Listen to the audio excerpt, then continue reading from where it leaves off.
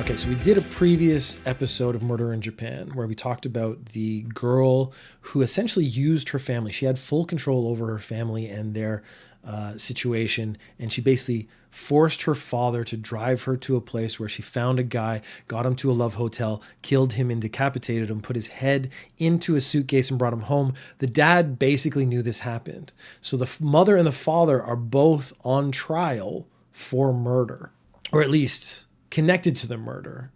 I forget the word. I just started this. They're complicit in the murder. But so the father was the psychology behind this was actually the biggest part of the story. He helped her practice the murder. So he let her tie him up and then sat there, and then she like practiced slitting his throat like she'd seen in movies. She watched The Terrifier and then some other like horror movies to get sort of like where she should cut or how she should do it. And then she practiced with her dad, and then she got her dad to drive her to the place where she knew this guy would be, and then got him to go to a love hotel with her. And then she murdered him. So the question is, how complicit is the father? Because he kind of knew this was going to happen, and he said he actually was praying that it wouldn't happen. But he did assist in almost every aspect of it. He was found guilty of abandonment and mutilation of a corpse, which comes with a 1 year, 4-month prison sentence that has been suspended for 4 years. So if he doesn't do anything wrong over the next 4 years, he's actually not going to get punished at all. Now, I think his home life and everything, there's a lot of punishment going on there anyways. They were both, the mother and the father, were completely subservient to the murderer in this case. And it is absolutely terrifying. But as these cases are finished, I think it's good to follow up to see like how complicit they were, how much trouble do they get into, what is the actual punishment. It's interesting to see those facts. The second update was for a story of two girls who bullied another girl, and basically it's hard to tell whether they pushed her off a bridge or she jumped, but they forced her to do it. Now what happened was this girl took a picture of a group, and one of the bullies was in the group, and she said after that was posted on social media, she said, "I didn't give you permission to post that on social media, so I'm now going to cause you an immense amount of terror and pain over the next 2 days." So her and her friends were bullying her, torturing her, pushing her around, beating her up, that kind of stuff. And over the course of 2 days, this accumulated with them being on a bridge out in the countryside, because they said, like, come out to this place. If you apologize, we'll stop and we'll just let it all go. So if she sees an opportunity to get this to stop, she goes out. They're like, sit on the edge of this bridge. So climb up on the railing. She's sitting there, and then she fell. Now, it's unclear as to whether she was pushed or fell or just slipped or whatever, but she was up there because of these two girls. It seems like she was pushed. So this is murder. This is not attempted murder. The girls involved have basically admitted that they pushed her off, but there's no actual visible evidence of that. The admission is pretty clear. Prosecutors asked for 25 years in prison. The judge gave 23. So bullying someone for 2 days and then pushing them off a bridge, 23-year prison sentence. The girl is in her 20s. She's not going to get out of prison until she's in her 40s. The crime was extremely cruel and malicious. They showed no respect for the victim's life and integrity, which is absolutely true. I mean, if you're bullying someone for 2 days and then push them off a bridge, you're not showing a lot of respect for the person. This is the more interesting aspect of this case, is that the girl, she was only about 19 at the time. The bully was 19 at the time, and she was having a relationship with a married police officer, which cast a lot of aspersions as to what was going on with this case. It seems like that cop tried to bury this case. He was in a financial division of some sort, and he had this murder case moved to their group and then basically tried to suppress it. So there's a whole other aspect of this case that was going on at the same time. But at the end of the day, she got caught. The other bully got caught. She's still on trial, so that actually hasn't been determined yet. And the police officer has been fired, but we don't know if he's actually been arrested or punished. That's a case I'm more interested in, because this guy clearly was trying to help this girl get away with murder, which actually would be a crime in itself, I assume, but I don't know enough about Japanese law. I gotta find a Japanese lawyer. who will just talk to me for a couple days so I can ask a whole bunch of questions. Because as we do these stories over and over again, I end up getting like more and more sort of detailed questions. But I'm on the lookout. I don't know how to find one or track one down. But if anyone knows a Japanese lawyer who'd be willing to talk to Ninja News Japan for like an hour every couple months, man, I would love to do that. It does sound like the plot to a movie. It actually sounds, it's one of those ones where the movie, you'd be like, well, that's a bit much. Like a lot of stuff in it. It's like almost like too much to be realistic. So this is a story about a murder that happened last week. And the shocking element more than anything else is that this woman was live streaming her walk around the Yamanote line. So there's this very famous train line in Tokyo that basically goes in a loop. People will ride it, get off, take a little walk. They'll go to the next station. They'll ride it for a bit. It's kind of a cool tourist thing to do. A lot of Japanese people do it. If you're into trains, you really know what this is. It's a very famous loop around Tokyo. She was walking on one of the side streets. There was no one else there. She was streaming to about 6,000 people when a man came out and just started stabbing her with a hunting knife.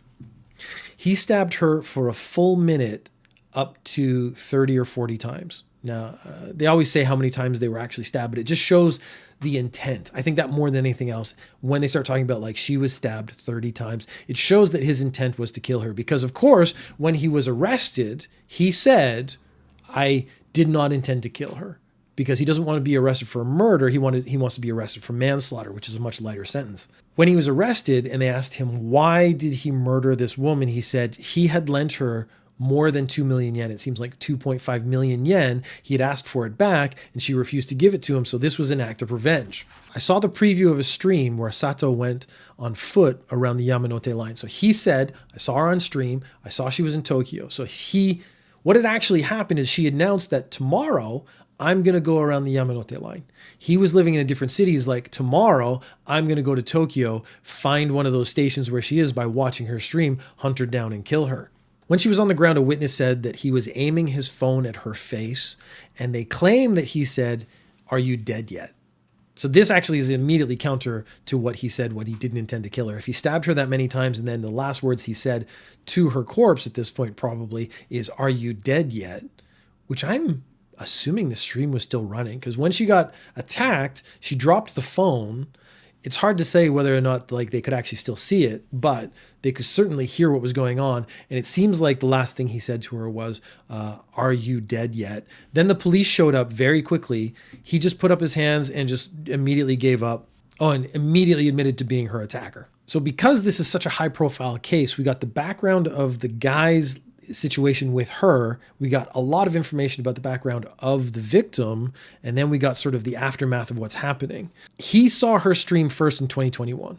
So she was out streaming, doing live streaming 2021. In August 2022, he started visiting bars where she worked. So he had created that relationship. So he's like, I've watched this girl on stream. He's probably very attracted to her. She was 18 at the time. He was in his 30s. He was 38. And he said, I want to meet this girl. I've watched her on stream. I feel like I have a connection to her. If I meet her in real life, you know what was really going on in his head. He's like, I actually already love her, and probably has convinced himself that she actually already loves him. He goes to the bars where she works. Now, she works at cabaret bars. She works at the kind of bars where the girls are paid to make you think that they like you. A cabaret bar is where you go and you sit down and you drinks and you buy drinks and you pay thousands and thousands of dollars for champagne.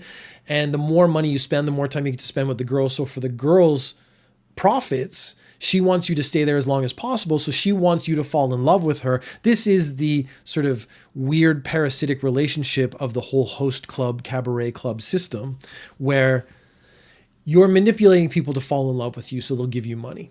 Now, this goes back to last year when I was obsessed with the Riri-chan story, where she was scamming guys online, trying to get them to give her money. This is, to me, only one step away. Now, I think because it's a cabaret club, you should know going in that the girls don't actually like you. They get money from like a percentage of the money you spend, so they're trying to get you to spend as much money as possible. But he, fogged by the love, probably also fogged by the idea that he'd spent so much time with her online that he knew her, that she wouldn't be treating him that way. He'd convince himself of this. She said she needed money. She needed money for living expenses. She has loans she had to work out. She was having a lot of problems. He took out 2 loans of 1 million yen each and gave them to her. So they found bank transfers and stuff. She said she was going to give him back. She was going to pay you back as soon as she could. She's also making claims that she's making tons of money streaming, which is probably not true. There is a certain amount of duplicity here on both sides. Now, I'm not going to imply that she deserved to be killed, because she absolutely did not. She probably deserved to be arrested. She probably deserved to have her funds taken away from her and given to the guy. He sued her in 2023.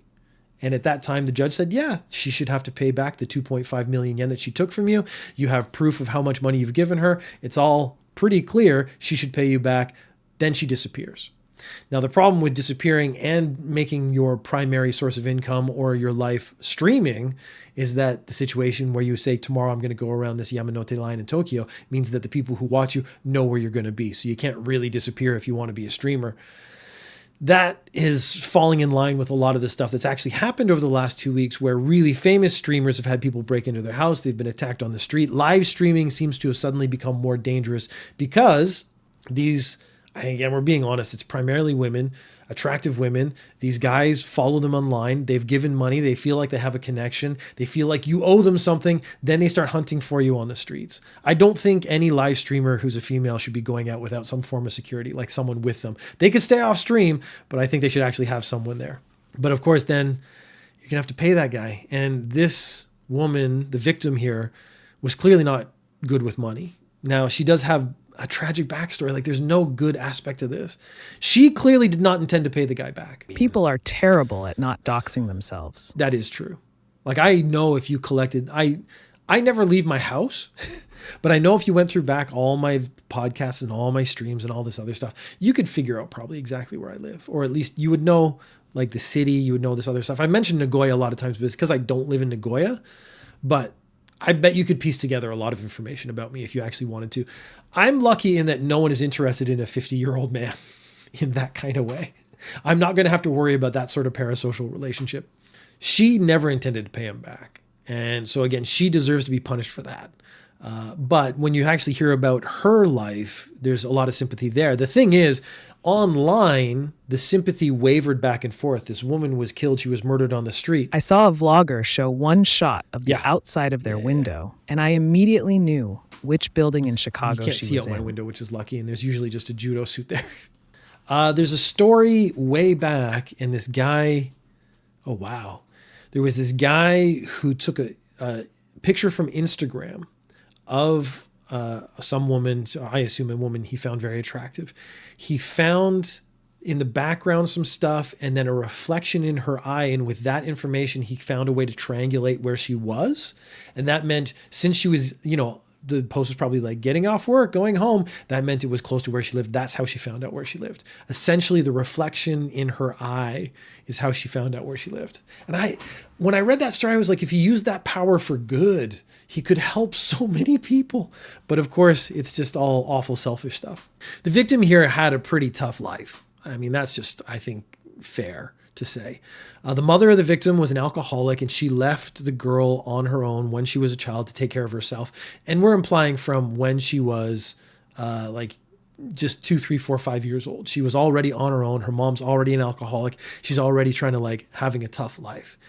She started working at a cabaret as soon as she became an adult. And that actually probably means before she became an adult. Before it was legal for her to work there, she actually started working at a cabaret, which is where you start drinking. So at a very young age, she starts drinking a lot regularly with the customers to keep them buying stuff so that she makes money. The mother would come into the cabaret where she works, drink all evening, and then say, my daughter will pay for it, and then left. So her mother, even after her daughter starts making money, starts supporting herself, is already created this situation where it's like, well, I'm going to put more on her because she's making money now. Now we're both kind of living this sort of very tragic lifestyle.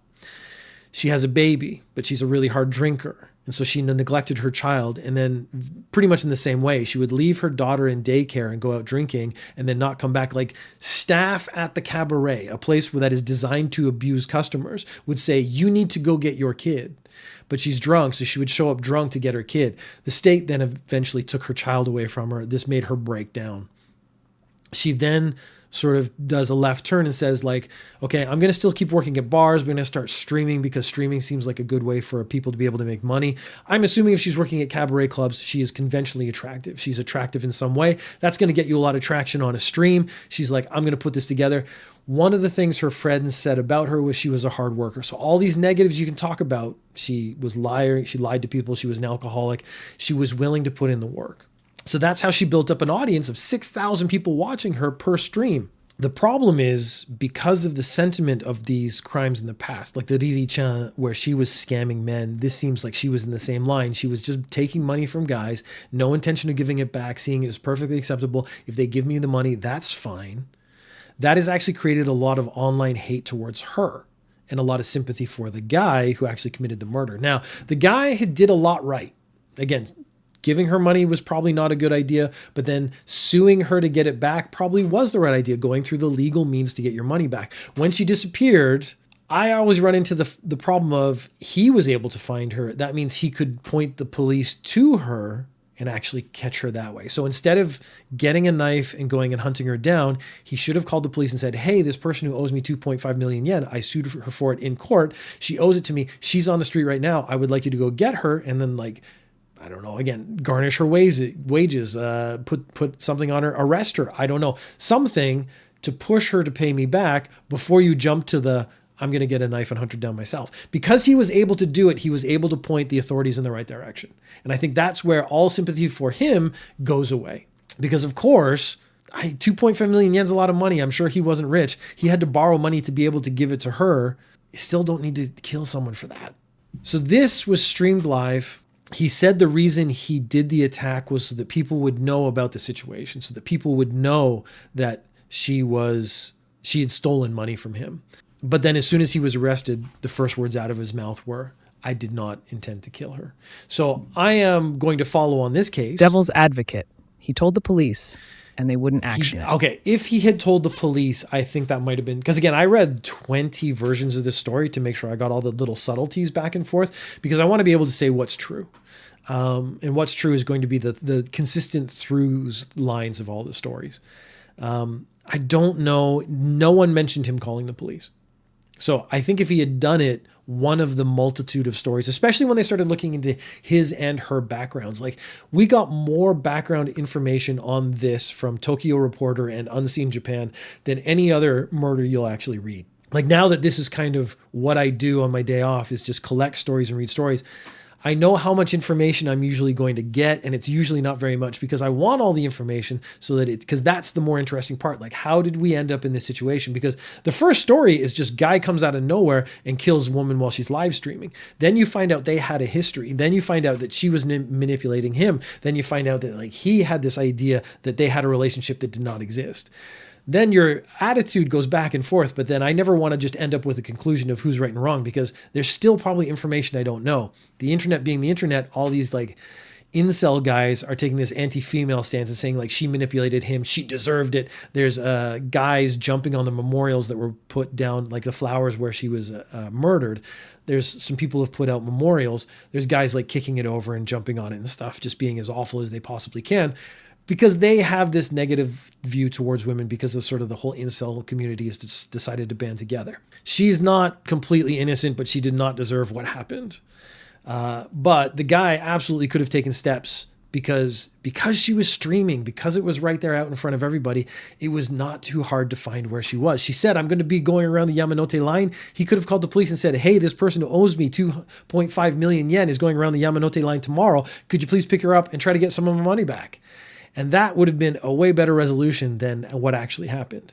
Basically, I'm just going to keep following the story. So in 6 months or another year, because of course, the justice system moves very slow in every country, I will come up with follow-up, just like I did at the beginning of this episode, where it was the follow-ups to the father of the woman who committed the murder in Hokkaido and the two bullies, one has been convicted and the other one is still, the trial is ongoing. I'll follow up with those as often as I can and keep this series going, because this is essentially an extra episode, an extra series, Murder in Japan, where we just go through the facts. I don't want to make too many strong opinions, but the interesting part for me is how the system works and how much information you don't get before people form a judgment, and then how more information changes your opinion back and forth. But I still think we can always end up with, we shouldn't really be committing murder.